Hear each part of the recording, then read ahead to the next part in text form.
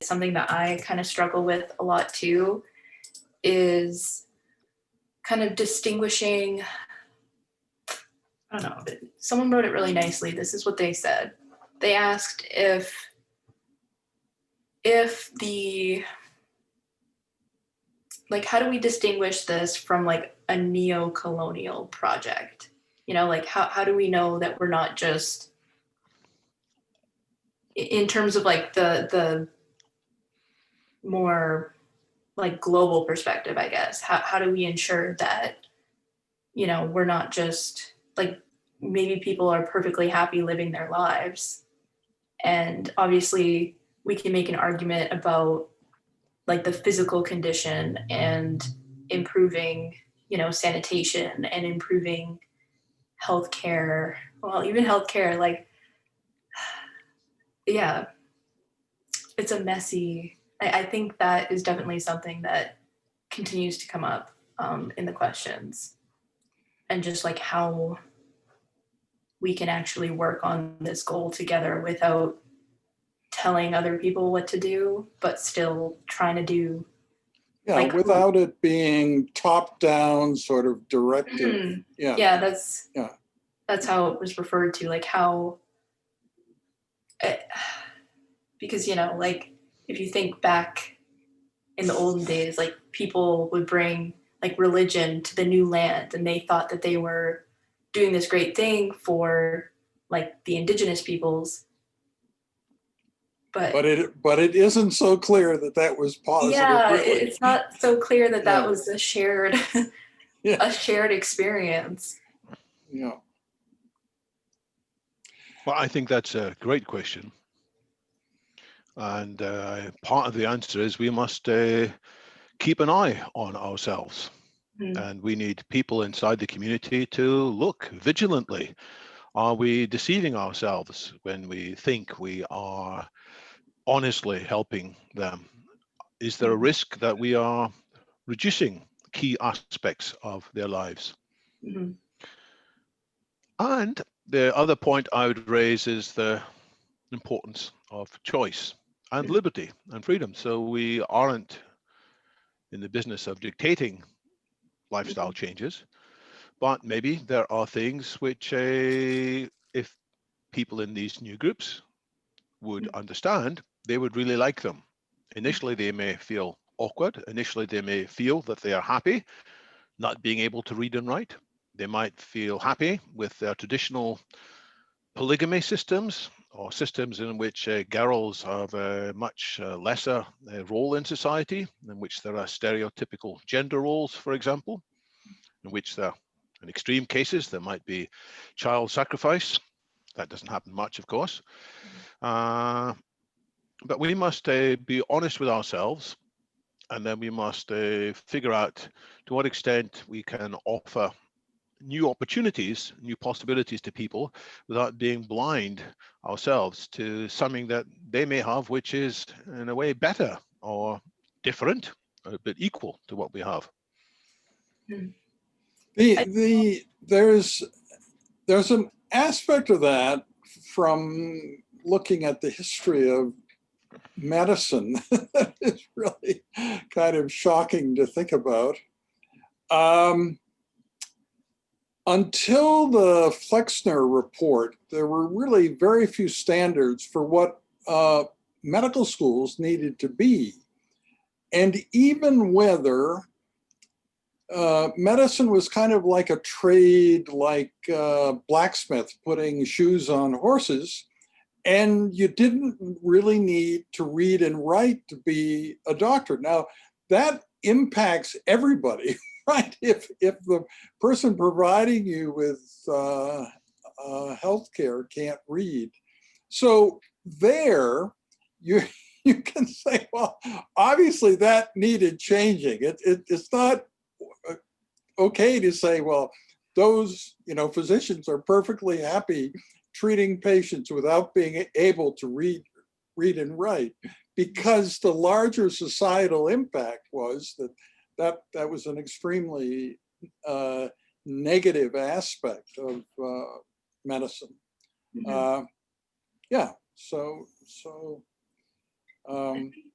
there's something to be cautious about, though, because there are these power structures already kind of at play in the world, right? Like, I don't know, I've been to some of these like developing countries, and their perspective, like the Western lifestyle and the Western ideal is seen a certain way, you know, and how do we ensure that it's not just being, do you know what I mean? Like, how do we ensure that it's actually being implemented in ways that they would want, like if they were to make the technology themselves, how they would implement it naturally, as opposed to how they think we want them to implement it.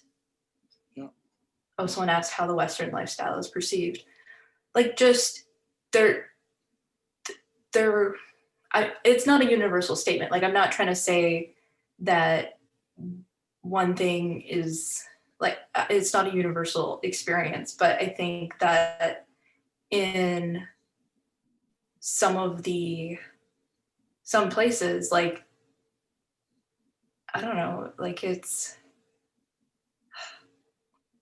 don't know, it's a confusing mix of like looking up to these like Western things, but integrating them in much different ways. I don't know, it's a messy thing for me. Does that like one thing I might add is that like there's also a lot of not skepticism, but like caution as like a residue of like colonialism, right?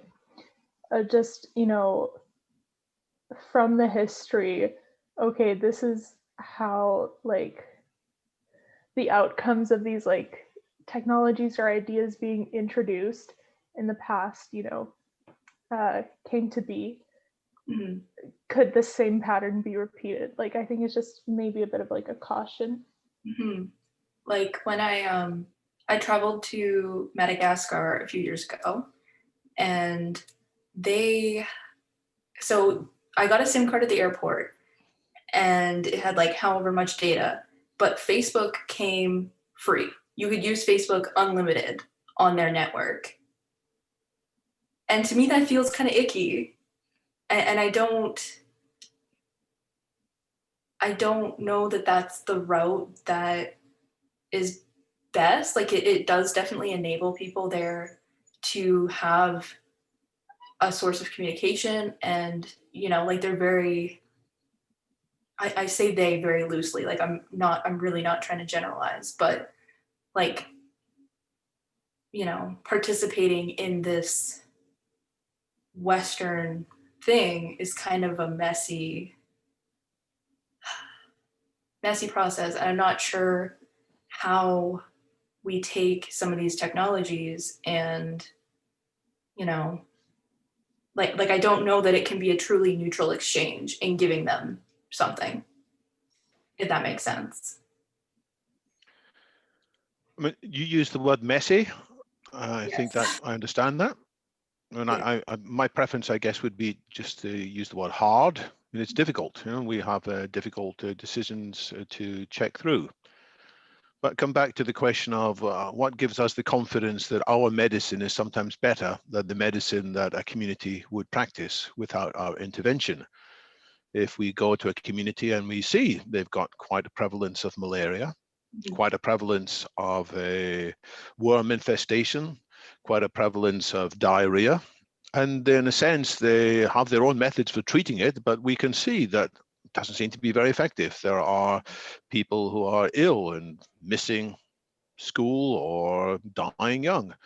Who are we to say that actually our medicine is better? Well, sometimes we can say that. Sometimes we can say, actually, we have a different treatment for malaria, for these worm infestations and so on, which we would like to explain to people and show people. But you're quite right, we may be deluding ourselves sometimes. Mark Zuckerberg, with his initiative to provide Facebook, probably did have a mix of genuinely humanitarian motives, but also the thought that he was establishing Facebook very dominantly there. So there's a mix of motivations.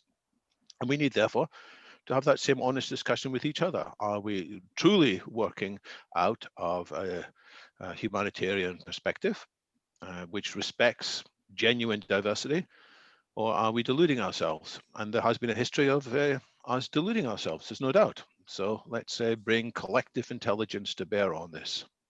Mm-hmm. What kind of steps can be taken, like, to, like, obviously, you know, trying to engage with locals, but how does that work? Like, how should that work to actually, yeah. So this isn't just a question about transhumanism, of course. Even if there was no discussion about transhumanism, it's simply a question of there are some ideas about medicine, which we have in Canada and Britain and so on, and we're thinking that in some ways they're better. Even before we come to the question of extending human flourishing way beyond the current norms, there's still the question of how do we know? And I say that's a hard question, but it's one that people look at, and people can presumably do courses in how to figure out if medicine or technology is genuinely beneficial rather than just us deluding ourselves. So the same principles, which I don't presume to be easy, but I presume they will be there, I think can be extended to apply to not just bringing people up to what we currently consider good health, but the possibility of taking them into the better than well space that transhumanism discusses. Mm-hmm. So, and then let's take things issue by issue for each particular case. If we are thinking of offering people some other transhumanist extension, then let's have an individual discussion about that. But we must not just say, we're not sure, therefore we're going to leave people entirely as they were. We should think about how we might ourselves feel in such a situation. If there was another group of people who actually had much better medicine than us, if they had mechanisms that would make us clearer thinking, things that we actually want, but we may be not clear that we want, and if they didn't tell us, afterwards we might feel aggrieved. Oh, you had this. You had something so much better than we've done, and you didn't tell us, out of some misjudged sense of leaving us in our own situation. We might wish they would have told us in the right language. And if we would have wished that for us, we must think that maybe these other people, they're not exactly the same as us, but presumably they would have a similar desire to know what's available so they could genuinely be uplifted in a way that wasn't possible before. Mm-hmm. I just can't help but think about, like in some cultures, death is like a very sacred and beautiful thing, you know, like there are some cultures, and I'm speaking like again, it's so hard to say some cultures this and some cultures that, but to say that, you know, death is part of life, and, you know, we shouldn't be interfering, like it's a cultural belief, it's their value system that, you know, suffering or death is just kind of a natural phenomenon, and intervening, you know, might be seen as playing God or unnatural in some way. Like, I don't know how you have that conversation, especially with that potential like power differential. Like, I'm coming in with my vaccines, you know, like my big trucks, my expensive vaccines. How do you have like a level conversation about that? So I think it's a good area to kind of talk about the history of this course. And, you know, we've been focusing on Nepal for a long time. When we started the course, we thought that we should have tech skeptics, and one of them has made numerous trips to Nepal, and I actually met her first there, even though we're both from here, but we met there. And the following thing happened, and you can listen to the story and see if you think something went wrong. But this group of cardiologists was trekking, and they had like Sherpa guides and stuff, native Nepalese people guiding them. And one night, one of the guides felt ill, and he told his fellow Sherpas, "This is my time. Mhm. And so he went to a certain place and died of heart failure, while all the people they had been guiding were, cardiologists, experts in heart failure. So they get up the next morning, they're so upset that they weren't informed. They could have jumped on the guy and done all sorts of, invasive things. Mhm. So what's the way to think about that? The people to whom this happened didn't feel anything had gone wrong. This is like karma, that this was the time, this was the place where he wished to pass on to the next life. And if the cardiologists had been notified, if they brought out medicines and tubes and all that kind of thing, it would have maybe screwed up karma big time in terms of the beliefs of the people. Mm-hmm.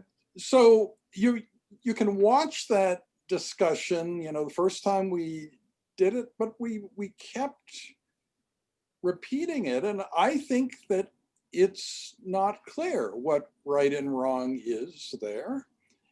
It's just everybody was, in a sense, acting ethically, right?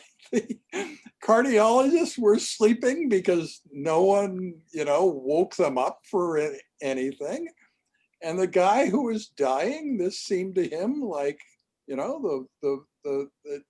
was preordained that this was the way he would pass. And, it's common, and it had happened to other people like that. Yeah. So, I also think, like, in addition to kind of that cultural, maybe spiritual element, I think, for like medicine operates a lot differently in different contexts, right? Like if, for example, there's one hospital for a big area, maybe you don't go to the hospital until things get really bad. So all is people going to the hospital and dying.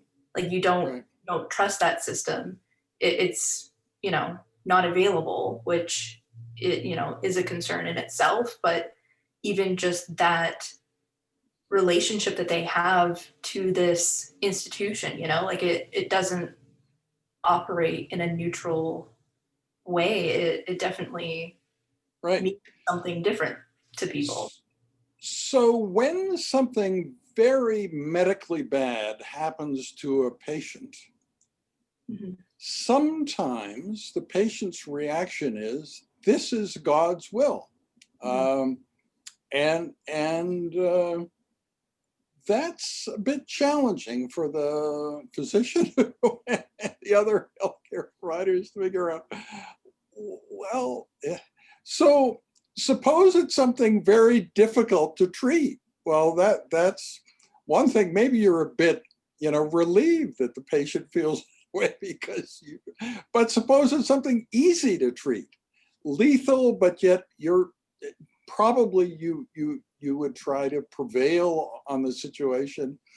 So God's will also includes this kind of intervention that you now wish to provide. But so does your course look at examples of cultures such as the Jehovah's Witnesses or Christian Scientists? Yeah. Jehovah's Witnesses, I think, still don't like a blood transfusion. They feel it's wrong. And we might say that for adults, that's something they can feel okay about. They can make that decision. But if they have a child who needs a blood transfusion, to what extent are we willing to stand back and say, well, they all think it's natural. It's in line with their culture. Who are we to intervene on behalf of this child? Then there was Christian Science from Mary Baker Eddy, who was convinced that the best approach to many diseases, including tuberculosis, was prayer. And if you were to die, it was God's will, and you should accept it. And again, there are children who died, and some terrible stories. Now, if they really are all bought into it and say, yes, yes, yes, maybe we have a reason to stay back. But are we really sure there's a uniformity of a view there? Perhaps the person who's saying, yes, it is God's will, also has a split mind, and part of his mind is crying out, oh, I really don't wish to go along with this, but he is controlling himself. He has got his religious view screwed down on top of what we might call his humanist view.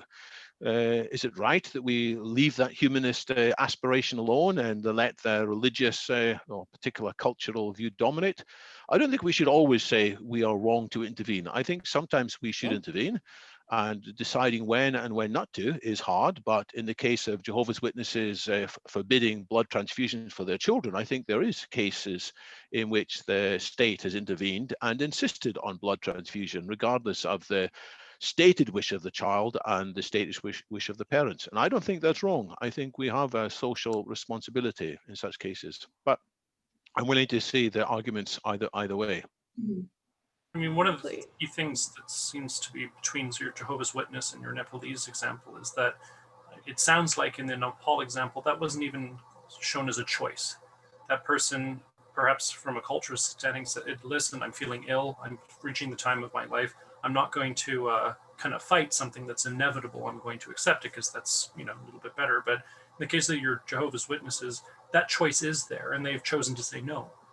And I think that's, if you're giving it, maybe there isn't a choice there because culturally you're going to be, rejected from your community if you do something. But that's another issue. But between those two things, it sounds like, listen, between these two things, maybe if that fellow in Nepal knew there was something that could be done, he might have made a different choice, but that's not presented to him. So even within cultures, there are interesting issues. So in Canada, I have a number of students working with me who are pre-med, who are hoping to get into medical school. It often happens when they get in, we're celebrating, and I meet the parents and the rest of the family for the first time. And it's not unusual for one of the family members to tell me that, I just wanted to tell you we're really into alternative medicine.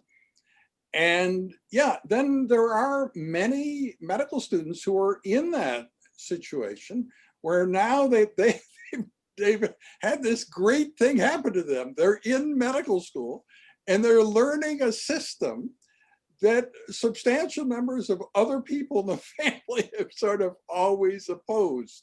And so that can happen even in our own culture of Canada. In the US, I don't know quite what the stats are for Canada, but in the US, the number of people embracing alternative medical therapies is huge.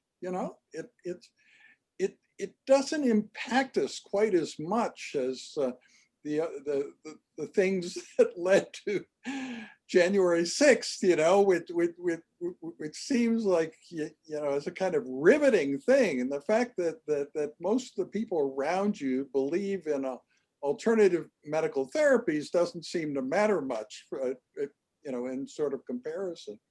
But it is present, certainly in Canadian and US culture to a surprising amount.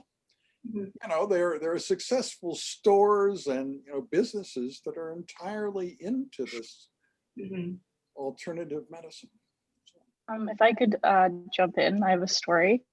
I did some research with what are called curable cancer patients. So stage 1 and 2 head and neck cancer who have fairly positive outcomes if they accept surgery and radiation. Right. And we looked at how many of those patients at the Foothills Hospital ended up rejecting curative treatment to pursue alternative medicine. And it was enough people that we wrote a paper on it. So I think regardless of where we are introducing these new technologies, whether it's, what we consider third world, or if it's at the Foothills Hospital in Calgary, there will always be a reluctant group. And it was very interesting to read their charts as to the progress of these patients, because it was a retrospective study. So we knew the outcome of these patients, and I'm sure you can imagine it was very poor. Yeah. But basically reading the chronological doctors' notes of them trying to convince these patients to accept curative treatment up until the point where they became no longer curable. And then they would sort of, many patients in the group would sort of backtrack and say, well, no, I want the surgery, I want the radiation now. I'm starting to have like symptoms and I'm starting to feel worse. And at that point, the doctors can only offer sort of comfort measures. Yeah. So that's palliation. Yeah, I don't know, that's an anecdote from the medical community. Yeah. No, well, I think that there's great complexity about these things, but you know, that as a part of what David's talking about and his books and so on, there's you can imagine that, you know, decision making about such complicated things will gradually get better. We could somehow contribute to that, right? So, you know, it isn't that these things aren't solvable, or there couldn't be general principles that would guide how we're going to try to get toward fixing this in the future. You know, it is possible. It's stage by stage. I mean, alternative medicine is such a wide spectrum. Some parts of alternative medicine probably are effective in various circumstances. Others are effective because of placebo effects, which we still don't fully understand, so I've heard. And others are downright dangerous. And we talk about informed consent. We don't mind if people make a decision if they are informed, but how do we know they really have taken the information in properly? Maybe they have fought it because of their misguided mental state. You know, they have got, again, a kind of a split personality. I think nearly all of us have got lots of splits in our personality. We're not completely the same person all the time. Maybe they have had a dominant part of their personality which has said, no, don't look at this, don't look at this, don't look at this. And so they have pushed away the information. And so to an extent, it's not really an informed consent.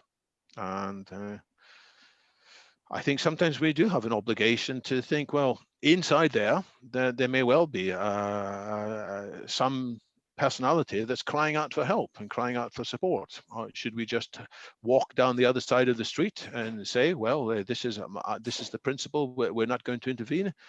I mean, and Lauren, your anecdote, I thought was very touching. You know, it's significant, and I wonder, what did these people say afterwards? If they could have had their time again, and would they have asked for it earlier if they had known the outcome, if they had been more aware of the likely scenarios? Do you have the access to that? Do you know what they would have said? So unfortunately, no, because it was retrospective. Many of those patients have unfortunately passed on, but I wonder the same thing, because when I imagine that personally, even if I had had an element of myself that was more so interested in alternative medicine than what the doctors were offering me, if my disease progressed to the point where it was no longer curable, I mean, that amount of regret would be kind of hard to grapple with. So I wonder if I might even just deny that I regretted it. Does that make sense? It would be very difficult to wrap my mind around the fact that I had contributed to the progression of my disease out of whatever it was, ignorance, or, you know, wanting to believe in a more quote unquote natural way or whatever. I think I would have had a hard time coming to terms with that amount, that the gravity of that decision. So I don't know what There's those a patients were cognitive thinking. dissonance, isn't there? You know, when people Exactly. when they had been part of a belief and the belief didn't come true, they were expecting the world to come to an end in 2011, or they were expecting Donald Trump to be elected, inaugurated after all, and it didn't happen. And we're very good at deceiving ourselves, aren't we? So Young has a question. Yeah. I have a comment to make. Yeah. Also, so I work with the homeless population. I feel like I say that every time in this class I speak, but I see quite a lot of folks who choose to not take on treatment, even though they know it's gonna kill them, like they're gonna die from whichever chronic conditions that they have. And I've had last year was quite interesting because we had quite a lot of deaths in the community, and a lot of people were choosing to get their oxygen plugged off and stuff like that. And it was interesting talking to them because a lot of them, these folks obviously are not living in the best quality of lives, and to them, taking on treatment, even though it's recommended by medical professionals, seem like a lot of people are really freaked out. A lot of my clients are really freaked out about it because they don't really necessarily understand what the doctor is telling them, because there's this like a bit of a knowledge gap, but also their mental health state tells them that it's not gonna work, kind of, and then they opt to like using drugs to cope with the pain that they have, or like will fall down further into their mental health issues and so on. So it just like reminds me, Lauren, your story reminds me a lot about how even when we try to make sure that people have the choice to be informed and consent with that information, I think when like there really needs to be more of a service that's provided that recognizes that mental health is also very much a big thing, that it is definitely like a brain health issue. And I think a lot of times that like patients get really intimidated and scared because they don't feel like there is any form of empathy. And I think that really is a huge barrier for a lot of folks, especially with mental health, and people who always have to justify requesting services and asking for them, even if it's like a cup of water, right? So I wonder if, I think a lot of times when people choose to utilize alternative medicine, they kind of really benefit spiritually. So I wonder if there was a better way that the healthcare system engage with patients' mental health, and put that as a priority. I wonder if more people would be interested in making informed choices that doctors recommend. I think you're entirely right, So Young. Absolutely, people's decisions on medicine often comes down not just to their physical health, but their emotional state, their social state. And you're quite right that people often feel like a warmth from their alternative medicine practitioners. They don't get from the official doctors and nurses, because the official doctors and nurses are rushed off their feet. They don't have the time to sit and talk and provide the tender, loving care aspects of medicine. I put it in the chat a reference to a book that I hope many of you are familiar with, Eric Topol. His book is Deep Medicine, and his subtitle is how artificial intelligence can make healthcare human again. His argument is that the most important thing that AI will do in medicine is it will free up human practitioners from not having to do the tedious repetitive stuff, which takes so much of their time now, and it will leave some of the more time for the hand-holding and tender loving care parts. Because unless we do that, as you pointed out, people will often not take rationally the right decisions. They will be driven by these other existential and mental despair.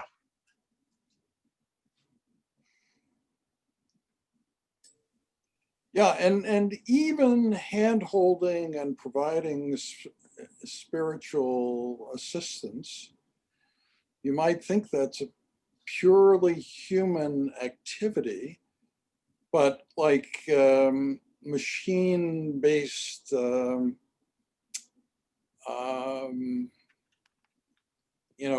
counseling and sort of psychotherapy has been quite successful now for well over a decade. There are lots of times when you have a troubling personal problem, you'd rather talk to a machine than reveal this stuff to another human. So just like sentient machines may understand human happiness better than we, they also may be better at providing comfort. It seems odd, but I think that day will sometime come. Sorry, Dr. Solis. I wonder, I'm like, this has been really sitting in my mind, and I've been asking this question a lot. I wonder how my clients that have permanent brain damages due to their addictions and violence that they encounter because of like gang memberships and stuff would react to talking to artificial intelligence or like some form of technology to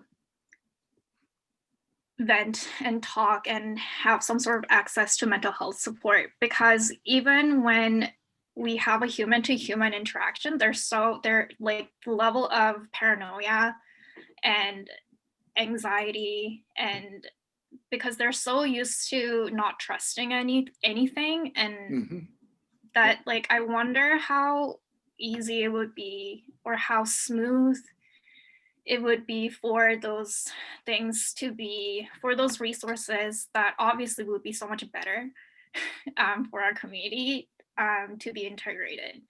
Because like these folks have like barely any access to technology that we have. And like people don't have watches, like they don't know the time of the day in the community, right? So then like going off of that, like I wonder how many people are gonna really be. Yeah, but you should realize David's history of this sort of the smartphone industry. One of the Edmonton initiatives for the homeless is to give them cell phones, right?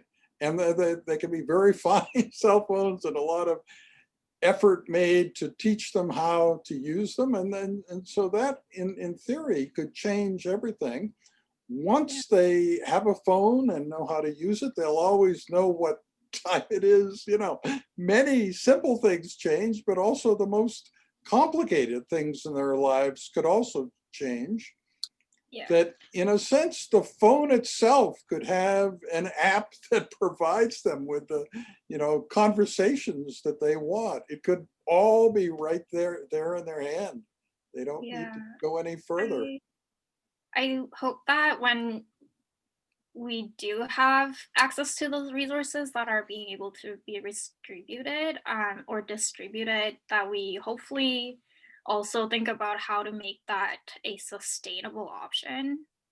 Because right now, even if we were to able to donate and provide phones, like they get stolen so fast and they get sold because they don't have money. So yeah, no. Yeah, I'm just venting. I understand all that. There's a couple of hands. Oh, sorry. There's a couple of hands been up for a while. There's Di Chang and Anne Bui. Yeah. Should I go first? You can go first. Yep. Yes, so there was one thing that popped up in my mind that kind of connects things that we talk about, how people turns into alternative and reject conventional treatments, and how they are somehow connected to God and bigger, larger forces more than they are connected to doctors. So I watched one of the presentation from 2016 that you sent an email out to us about spirituality. Right. So one thing that that really rings to me is that spirituality, it's not a religion, but the more technology advances, you become less spiritual. Once you have more security in your survival, then you need less support from other divine forces.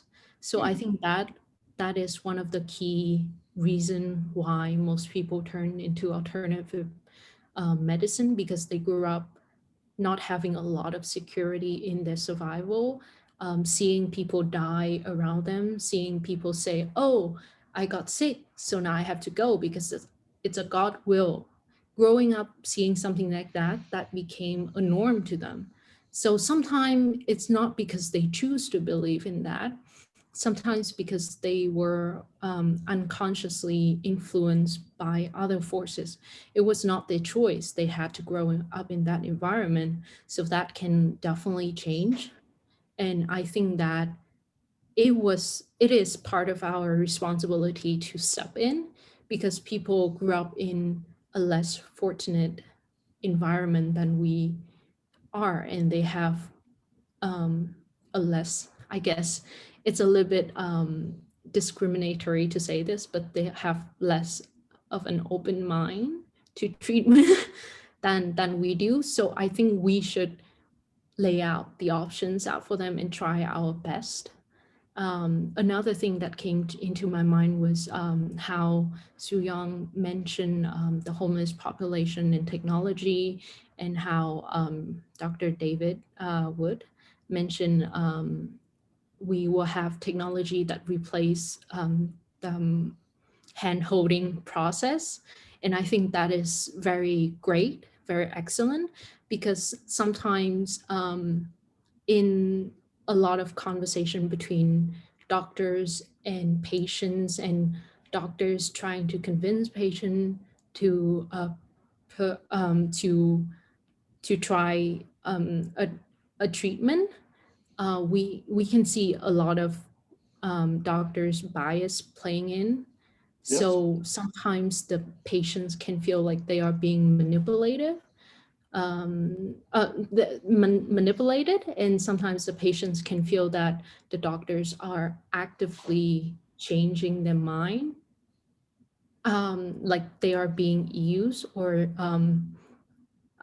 so I think that that can be replaced by technology somehow, because when you interact with other people, a vulnerable person will see another person as a threat, because they grew up like being they grew up being betrayed by other people, and there are other factors into it. So some people don't really trust other people, because we are so complex and you don't really know what the other person is thinking, what their motives are. But when there's technology in, there's an algorithm in, and we know for sure that that machine is going to treat everyone equal and give everyone Well, a treatment they deserve. In theory, yeah. I mean, we can at least move toward that. You know, it isn't just something that affects people at the lower ends of society. You know, I've been running email discussion groups and other kinds of forums and stuff for you know, physicians for decades. And during the Arab-Israeli war, our conversations continued, you know, with people on both sides. And you had the top names, you know, acting in such hatred. The people who are household names in kidney medicine on the two sides were acting in very primitive ways. It shows you that the lessons that you learn as a child from your parents about, other people, other groups, and how you should think about them, those are so deeply ingrained that medical school doesn't necessarily take that out of you. Those same hatreds and biases that were there on the first day of medical school may actually persist, and it's sad, but that is definitely the case. So, Dicheng? Hi. Hi. Yeah. Hi. So I had a kind of a defense for alternative medicine coming from a little bit of an epistemological kind of philosophical perspective that I would like to hear people's thoughts on, especially because I don't actually fully believe in it myself. I just heard it from a friend and I thought it was a little bit interesting. So basically, when we make the argument that Western medicine is better, we are doing so on the foundation of evidence from science, generally speaking, as opposed to alternative medicine, which may not be as supported by science. But the issue with this property of Western medicine is that science in itself and the scientific method is a fundamentally Western way of knowing. And so just to give an example, I am Chinese, so my parents believe in traditional Chinese medicine a lot. And so TCM isn't really supported by Western science. And their basis is in more the Chinese kind of philosophy of energy flows and things like that. And my argument is basically that you can't, since the scientific method in and of itself, you can't really prove anything, right? It's either support your hypothesis or fail to support your hypothesis. So we don't know if Western science is really the best way of understanding the world around us. And so when we use science to decide the best method of treatment, and then when we go to other cultures, and then we say, this is the best form of treatment because our science, our way of knowing says so, then that is inherently, in a way, neo-colonialistic, right? So to kind of ask regarding Dr. Wood, you mentioned earlier about how there is a best treatment and that's would justify kind of introducing it to these people. I'm just wondering how this kind of perspective might play into that. Well, I've got lots to say about this, but I don't want to dominate the conversation. I'm seeing lots of good comments from the audience. I'm welcome other students to answer this before I come in with my answers.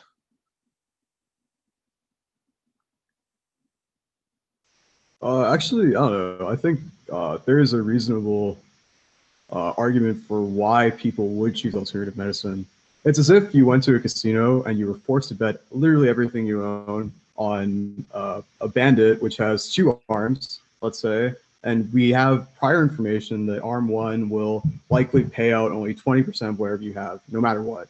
Almost with like very, very high certainty, this will be the value, or it'll be a value from somewhere between 20 to 50%. And arm 2, we have absolutely no information about. And so let's suppose further that I can find people that will tell me 1 data point of information about what arm 2 has.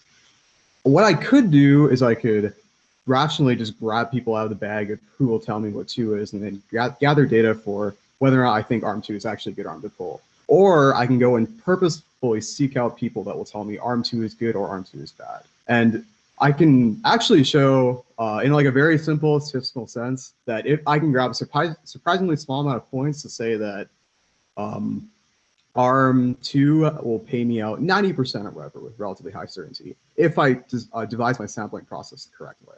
So you could imagine a scenario where somebody who's getting information about alternative medicine only chooses to pick the good parts of alternative medicine and then gathers a very, very strong prior that this choice is indeed good, which also can probably be influenced by like the culture. The culture may encode also a strong prior that our alternative medicine is good. And receiving it from multiple sources might also like artificially jack up this prior more and more and more, to the point where even though it seems really risky, the expected probability of success may be so high that it could be considered to be worth it for the individual. Like my napkin guess. So they hear confirmation apparently from many different sources, although in reality, often these same sources actually all come back to one initial anecdote. Yep. So they're not actually getting as much confirmation as they think. Anybody else? That's a good point, Alex. I think what's uncomfortable about that analogy, though, is that it is a gamble, and when we talk about medicine, we never like want to consider a gamble on somebody's life, which and I think that's why we're more comfortable using analogies like that, because it kind of distances us from the fact that we are talking about, you know, in the case of alternative medicine versus curative cancer treatment, that is genuinely life or death in a lot of instances. So to talk on what Decheng was saying, I think that I don't disagree with the practices of alternative medicine, like if it is the choice of the individual. And part of the process of not losing those patients, or quote unquote losing those patients to alternative medicine, is actually just sort of accepting that we can have a blended approach to it. So it's actually more detrimental to sort of throw your hands up as a physician and say, well, this person just wants alternative medicine, like there's nothing I can do. And to sort of say, well, what are you thinking of pursuing? Is there any way that you can do that and also come in for your surgery? And, you know, maybe the patient is completely against radiation, but they will accept chemotherapy. So thinking about it as sort of you are pro alternative medicine or pro evidence-based medicine is too binary. There's definitely a way forward where we can integrate them, and that's essentially like what integrative medicine is, and like the patient-centered approach is sort of meeting them in the middle and saying, you have your ways, I have mine, but we don't want to turn you away from, you know, a hospital. We want to work together. So what do you think about that, Decheng?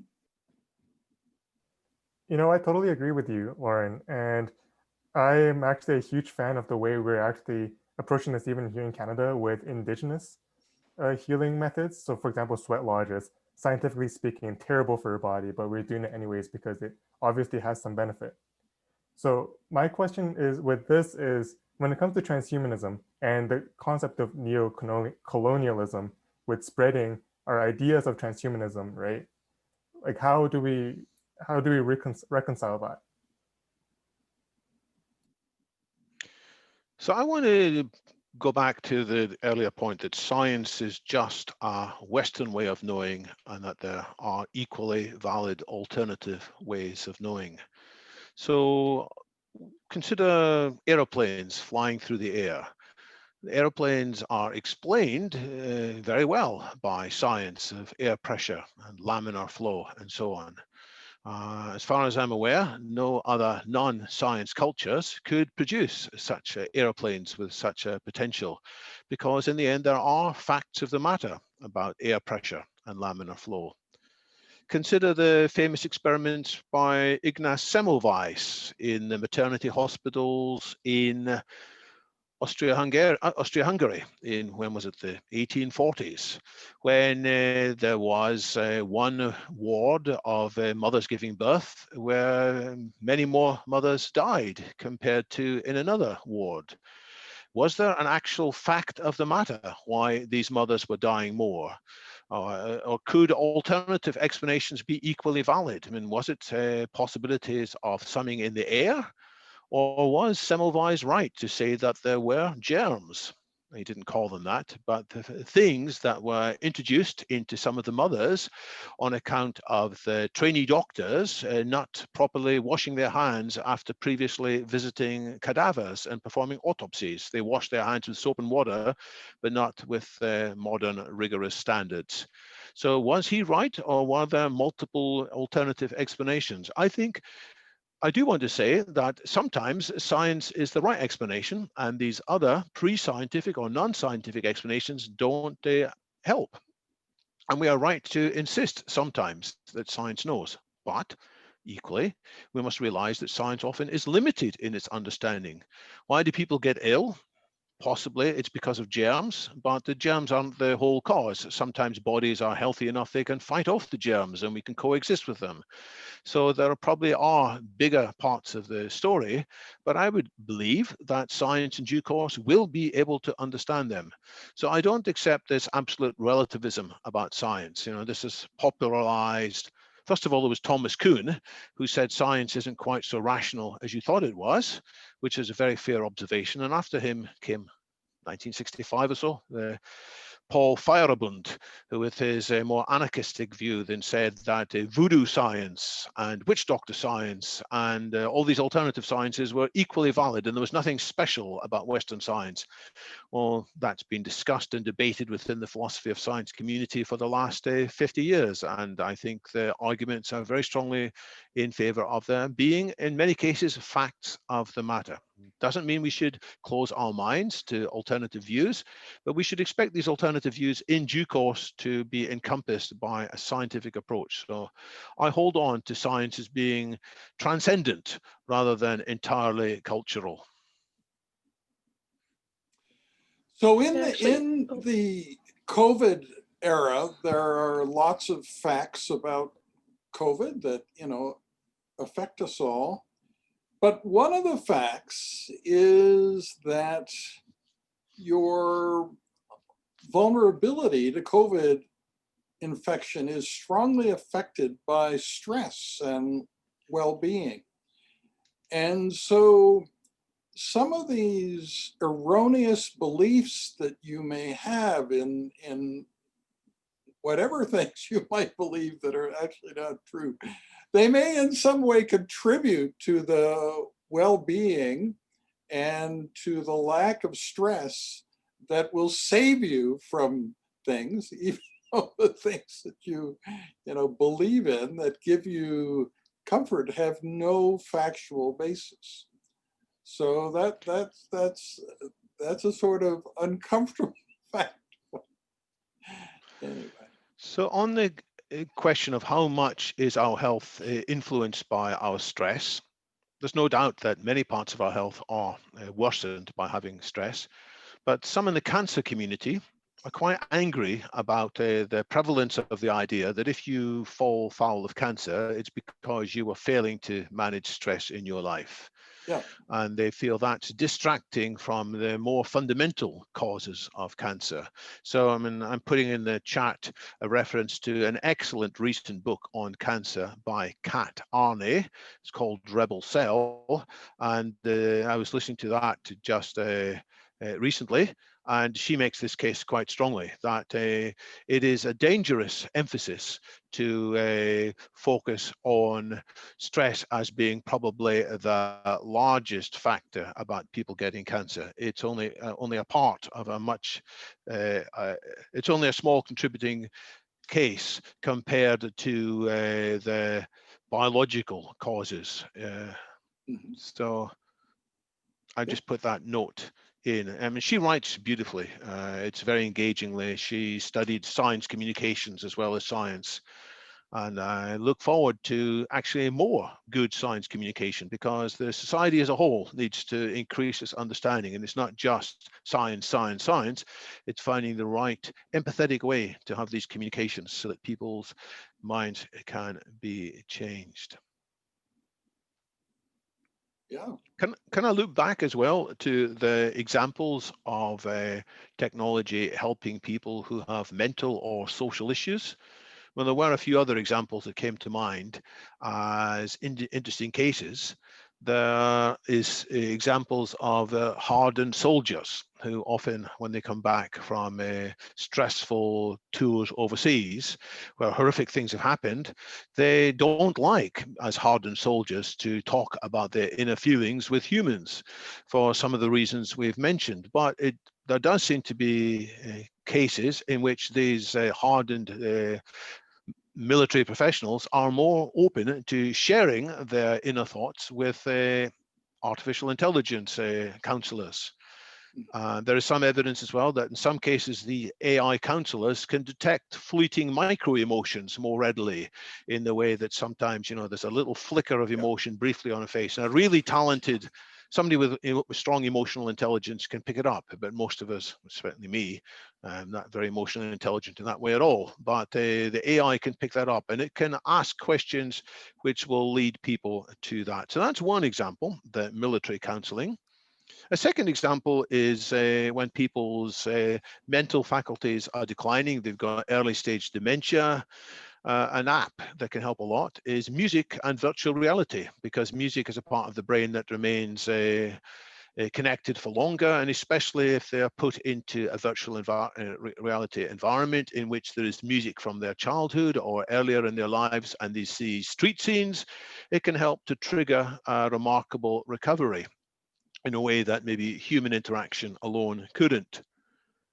A third example is the artificial pets. There are artificial seals, something called Paro, P-A-R-O, been used in, again, cases when people have become mentally withdrawn.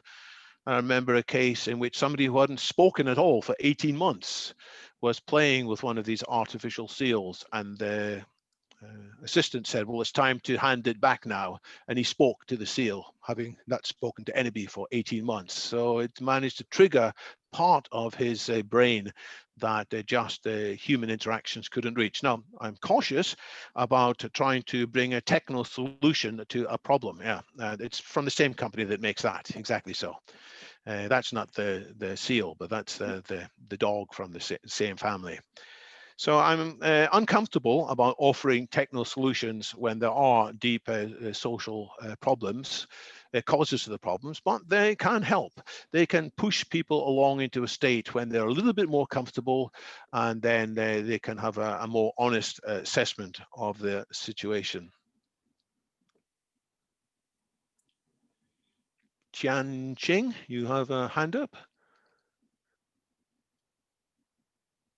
Yes, I wanted to, I guess, expand on the idea of like AI use in medicine, and I was wondering for the, like what would you see the role of AI being applied to? I guess more so the question of like, do we want AI to be replacing a lot of the current current responsibilities that doctors have in a purely technical sense, or as well to assist in like, you know, managing patient emotions and a lot of the ethical and moral aspect of medicine as well, since, you know, there are only so many resources and people will want to focus on, you know, developing which side, or which side do you see being more influential going into the future?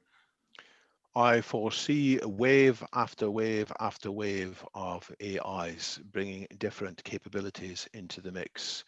And I foresee that any attempt to draw a strong line between what humans should be doing in medicine versus what AIs should be doing in medicine, that line's going to change all the time. So the first thing to anticipate is the need to readjust many times in our careers what that division of responsibility will be. I see lots of possibilities for AI. I refer again to that book by Eric Topol. He writes very well. He is an eminent physician in his own right. He is not just a communicator. He has got a whole string of medical results to his name. His view is that for now, what AI will do is to replace the mechanical and intellectual parts of medicine, allowing more medical human resources to be applied onto the soft sides of medicine. But I do think that the soft sides in due course will be addressed by various kinds of AI too. And one type of AI is not just artificial intelligence, but artificial emotional intelligence, sometimes called affective computing. That is, I think, got tremendous possibilities. The CEO of a company called Affectiva, she's an Egyptian scholar, who then did work in Cambridge in the UK, and before going, I think, to Boston. She foresees that in the not too distant future, all computers will tend to have an emotion chip in them, much the same as today most computers have got a GPS chip in them, so they can know their location and they can adjust how they interact on account of their knowledge of location. Well, in the future, more computers will be sensitive to the emotional displays of the people interacting with them, and they will be able to adjust their own interactions appropriately. So I feel that human, so-called human soft side of medicine can actually increasingly be addressed by AIs too. And we should celebrate that, because we are clearly struggling with healthcare. We don't have enough resources, and when AIs can do the job, and they're going to make mistakes initially, but when they do it right, I feel we'll be glad, very glad that it's there, because it will help all of us to have better healthcare, not just the wealthy or the weird so-called people, but Western educated, industrial, rich and democratic, but people in all cultures in due course will be grateful for these medical supports. Yeah, no, I completely support that. And just putting it simply, there aren't any limits to what AI can do. They can't do it all in the first instance, but eventually. And we really don't know that the percentage of medicine provided by AI compared to by human doctors has a sort of desirable percentage where you don't want to get above or below some number. I think that will also change, and eventually we'll be working alongside sentient AI that is more intelligent than the individual physicians, and that could be a very good thing working on our behalf. Yes, Tien? Yes, just to follow up, I guess I was wondering from the medical community, what the sentiment is for adopting such AIs. Like, I know this transitional phase will be extremely important, even though, like, for example, we have a lot of artificial intelligence that can identify tumors and identify stuff maybe to a higher accuracy than our current radiologists, but we still need that transitionary phase to help adoption of these technologies and to work with medical professionals before maybe a larger transition can occur. And so I was wondering, like, but your question assumes that there is no AI now, and we're looking at a future where we're starting to use it, and that's just not true. In every field of medicine, AI is already being used. AI is in your phones. You are using AI. You may not realize you are, but you are. And yeah. And if you look at the phone calls that you've made, the impact is like astounding. 10, 15 years ago, if you made a phone call and got an automated attendant, that was a problem. That was an inefficient phone call, and all sorts of follow-up would be needed. And you all know that if you look at the last phone call you made where you got an automated attendant, it was shorter than a call with a human being. The problem was solved more quickly and accurately. And yeah, this is a part of your life. And that life extends to medicine. So it's not true that we're going to sit here and say, well, okay, when medicine starts to use AI, this is what it should do first. Every aspect of medicine is already using AI, and that will only increase. So to build on that answer, Chen Jing is, I think, got in mind that some doctors may have mixed emotions regarding the possibility of AI changing their job. Sure. Part of them may be delighted. Part of them that went into medicine to cure people and to heal them will be glad if there are more tools available. But part of their brains may also be wondering about losing their status, losing their income, perhaps. Maybe they won't be able to do the same as before. And so there is a natural apprehension there. It's the same in every industry. Teachers like the idea of AIs helping them, but they're afraid that they will no longer be employed because the AIs will do more of their job instead. So to facilitate a smoother adoption of AI, we need a social change as well. We need more people to be confident that if they're not working, they will still have a good quality of life. This is the argument for something akin to the universal basic income, which an American politician, Andrew Yang, has been raising. He was one of the candidates to become the Democratic nominee for the presidency. He didn't was successful there. And more recently, he has announced himself as a candidate to become the next mayor of New York. Something like this universal basic income needs to come along so that more people can evaluate objectively whether these things are good or bad. And Thomas Banks, on the same point, makes a very good question as well. He says, quite rightly, that some people in the medical field may be worried about using AI because of potential leakages of data and privacy violations, security violations, and there have been bad examples. Sometimes this software is mistakenly coded, sometimes it's configured wrongly, sometimes there are unexpected consequences. So doctors would be right to have these concerns, which is why we have to prioritize. Go back to one of my slides from this morning, we have to prioritize the security and privacy technologies more than before. Unless we get that part of the values right, we are unlikely to have a smooth adoption of the technologies which could deliver us a much better health. But if we get it wrong, then people will understandably push it back and they will struggle against it. And we won't get to that better healthcare system as quickly as we should.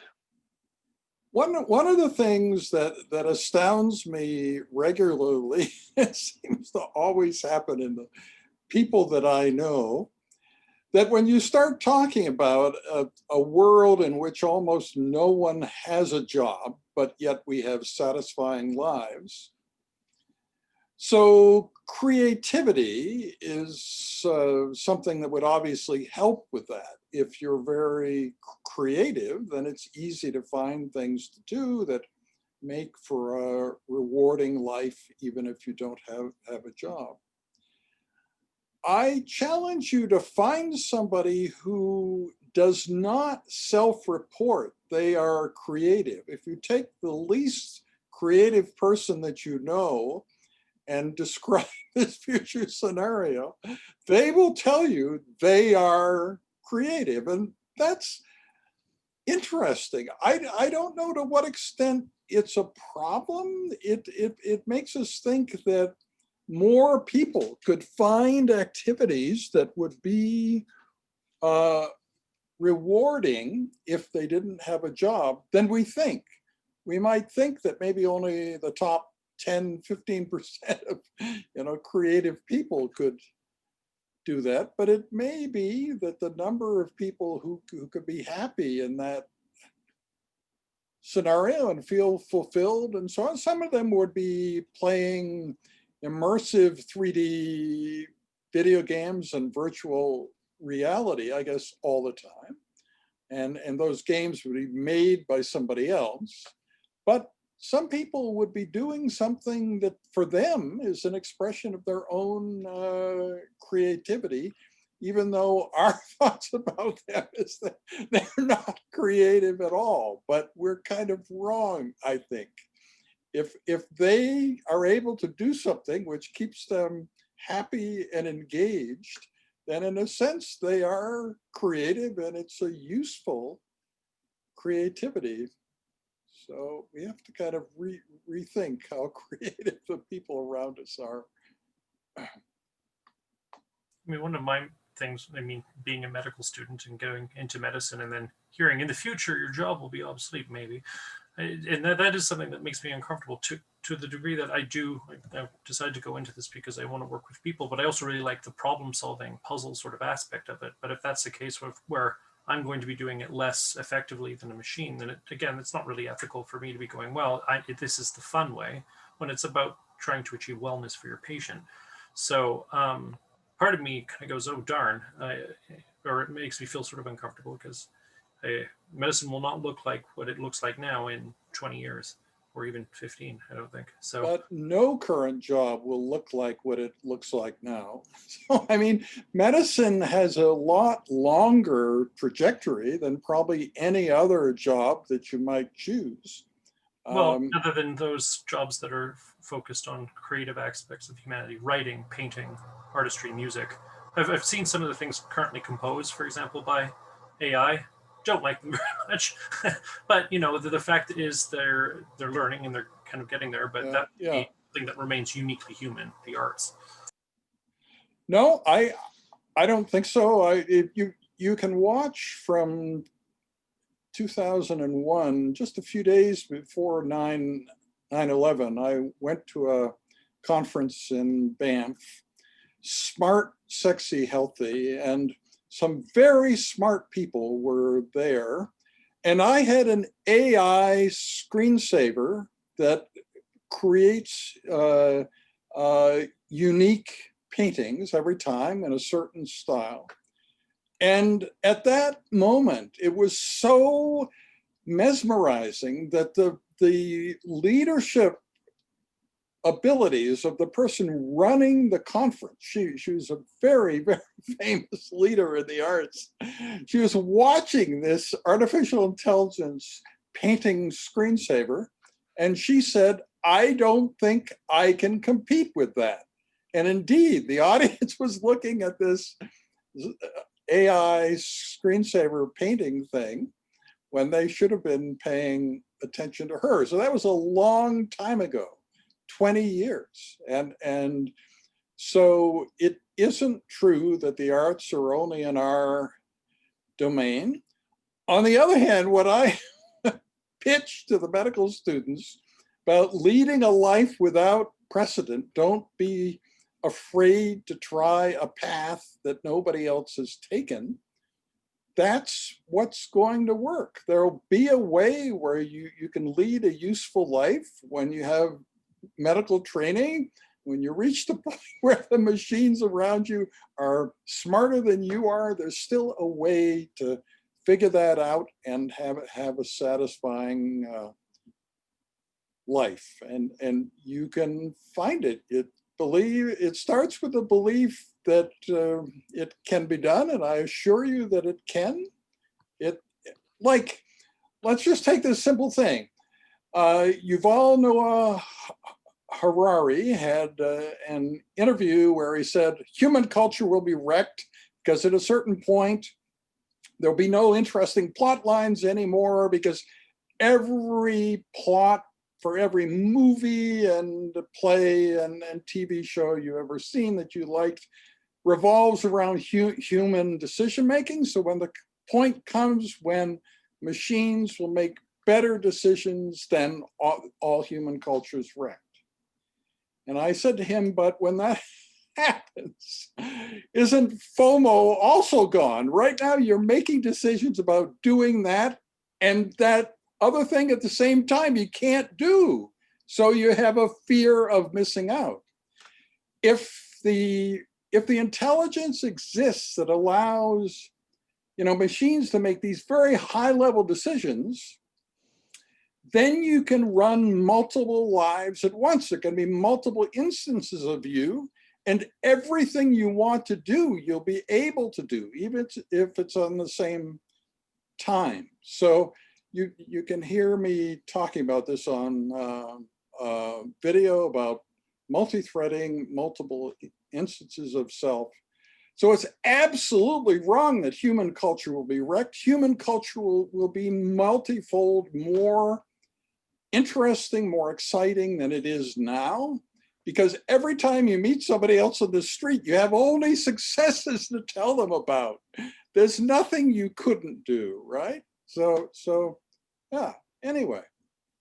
So I just don't assume that the world of today is just going to sort of be the same, but you're gradually written out of the will. That's not what the future is. It's not you being written out of the will, it's you looking at the current situation and the future and figuring out, well, what should I do now? And it'll be slightly different from what anybody has ever done before, but it will work great. And you'll be happy and the people around you will be happy. That's possible. It's a puzzle maybe for you to figure out, but it's not impossible to figure out. It's quite possible. And if you're the first person to successfully carve out a life in a new situation, that's going to be very interesting to other people. And so that's kind of a new job, that you figured out this world in which there aren't any jobs anymore, and how to make a success of that, and how to do useful things for other people. And just passing on that knowledge to other people will be a very popular thing for you to do. So just don't think of life too simply, like winning and losing. That's all there is. Even winning and losing, for me, I'm someone who in my work I find a lot of personal satisfaction in terms of, like, I don't know, life purpose, if you will. Yeah. So if I'm going, oh, I can't do things that are useful, I think I'd find that, I guess, I don't think essentially that's challenging. going to be the way of it at all, Alec. What makes medicine satisfying is it is a career with intrinsic rewards. You know you're doing something good. That's rewarding in itself. So even if nobody was paying you, if no one was, complimenting you, if no one was saying, hey, you've done a good job, you already feel good because you know you've done something good. That aspect can certainly continue. You can continue to chase that idea of having activities you're engaged in that have intrinsic rewards because they're benefiting other people. That will always be possible. And you'll be able to figure out how to do it. It's not, you're not going to paint yourself into a corner. You'll be able to figure this out, It's just accepting, as David says, that the world is going to change. There's nothing, there's no industry, no job that's not going to change. The arts are going to change, everything.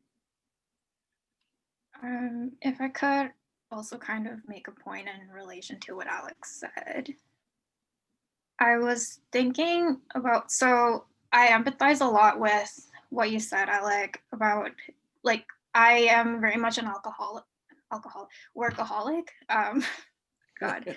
That's the better of the two, yes. It's not yeah. That's a different group, yeah. But, and I also have quite a lot of self-actualizing opportunities through work. And I think that I have learned more than my entire academic career at work. So to me, it seems really odd, even though I always tell people, oh, I wish as someone in the social work sector, I am working towards getting rid of my position. I want society to come to a place where social work is no longer needed, and human services are just not needed anymore because everyone is able to take care of themselves, have access to support that they require to address their mental health, addictions, financial needs, and whatnot. But at the same time, to me, through working, I've learned that there's so much fruitful things that can come out. And I think one thing that I always tell people about is humor. So much of my humor and my personality has been impacted from work. And it makes me wonder if we will, obviously what we find funny is gonna shift as things change and we have new experiences, but I wonder if people will still be funny.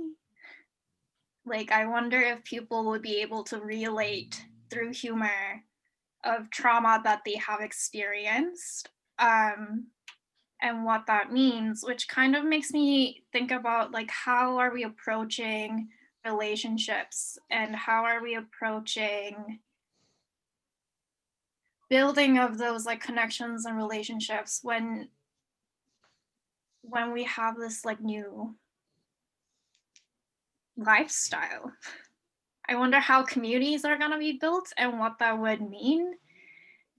And So, yeah, I think there is a simple answer to this, that, you know, apocalypse is possible, and probably the worst apocalypse one could conceive of, humor is pretty much gone because things are so terrible, nobody has time for it, right? But in every other aspect except that, humor will be retained, will probably be better than it is now, and you know, more wide ranging. Similarly, if you think of, you know, utopia, the best possible utopia you can think of is not as good as the one that could actually exist. That would be way better than that. And you know, the quality of humor, the quality of human interaction could be much better than it is today. So one of the purposes of the course that is to try to nudge the needle a little bit toward a positive outcome, right? So I don't like the emphasis on just us as passive victims of the future. That's not the way it is. We can help shape the future in a very active way. And talking about politics, I mean, there's no area where that's more possible than in politics. So, I mean, in a sense, if you don't like the way things are, you could go into politics and change it, right? So that you're all able to do that. None of you are in a situation where you're just worried about what's going to happen and cannot make any changes in it yourself. That's not the situation for any of you. And some of you could develop such, you know, ability to create an ideal circumstance for yourself that you be a model for other people. So they finally figure out, hey, this is what we should do now, you know? Yeah, so that's the excitement about studying the future. Nobody would be interested in this course if it was just a dead end where humor is gone and we can't do anything about it, and all these problems about which we can do nothing. That's not the case.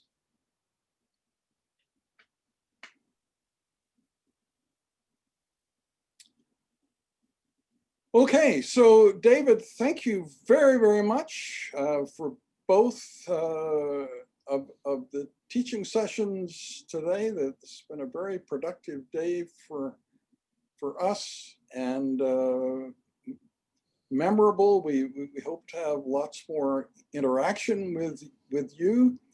You know, we kind of have books for this course, but we don't make much use of them. One is The State of the Future from 2017. There doesn't seem to be a new, you know, edition coming from the Millennium Project. Millennium Project. But when we get students who are of, you know, Pakistan origin, then that book works really well, because the 2017 edition sort of compares Pakistan to the rest of the world. But I think your books will probably be a popular source for the students from today on, and we really look forward to the book that you're currently working on, and it's quite exciting. Me too. Quite exciting. Me too. And it has changed as a result of my interactions today. So, and as a result of preparing this course, my book has changed, and hopefully has got better as a result. Yeah. No, I think the exposure of really smart young people with which you're getting in this course and the exposure to the resource limited setting, both of those give amazing insights that everybody needs, but they just don't realize that they need that broader perspective. Okay, well, thank you all for taking part. We'll do lots more of this in the future, and especially thank you, David, very much for coming here twice in the same day. Well, you and I have the same prediction, Kim, which is that the future will have more interest in the future. Yeah. The future Absolutely. is not an optional consideration anymore. The future is not just something for our grandchildren. The future is something we're going to experience more and more. So we all need to become better at figuring out future scenarios. Yeah, absolutely. Okay. Thank you Let's all. wind up. Okay. Bye-bye.